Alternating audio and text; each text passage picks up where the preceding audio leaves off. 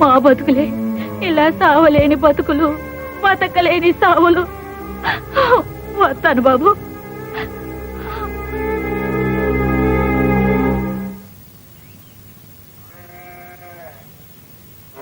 చూడు బాబు, కిష్ట పెళ్లి ఇదే కదూ? ఇదేనండి. అమ్మా అమ్మా, అయ్యని నిప్పుల్లోంచి కాపాడారే, ఆయన వచ్చారు. కూర్చోండి కూర్చోండి.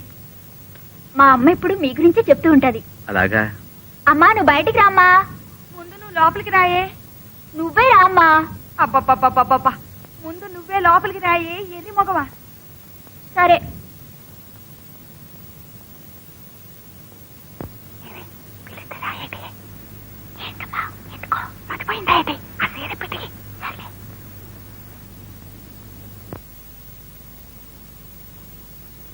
దండాలండి బాబు గారు. బాగున్నారా బాబు? గుర్తున్నానన్నమాట. అదేంటి బాబు, మా బతుకుల్ని నిలబెట్టిన భగవంతుణ్ణి ఎలా మర్చిపోతాం? అదేవరే. అసరే కిష్టపెక్కడా? ఆడిక్కడ ఎందుకుంటాడు బాబు గారు? కళ్ళు పాకల్లో దొల్లుతూ ఉంటాడు. కళ్ళు పాకలోనా?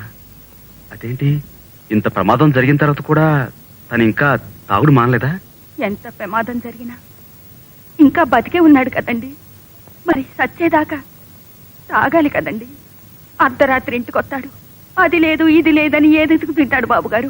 ఇవ్వకపోతే మా అమ్మ వైపు సీరేస్తాడండి. నన్ను బండబూతూ తింటాడండి. కూలో నాలో చేసి నేను 4 డబ్బులు తెస్తానండి. నేను కూడండి మా మొహన్ పడేస్తానండి. నువ్వు ఊరుకోయే. అదేంటి, అమ్మాయి లోపలనే మాట్లాడుతుంది. రామ్మా, బయటికి రా. అది బయటికి రావాలంటే నేను లోపలికి వెళ్ళాలి బాబుగారు. ఉన్నది ఒక్క చీరేనండి. నేను సైతం విశ్వవీణకు తంత్రినై మూర్ఛనలు పోతాను. నేను సైతం భువన ఘోషకు వెర్రి గొంతుక విచ్చి మ్రోస్తాను.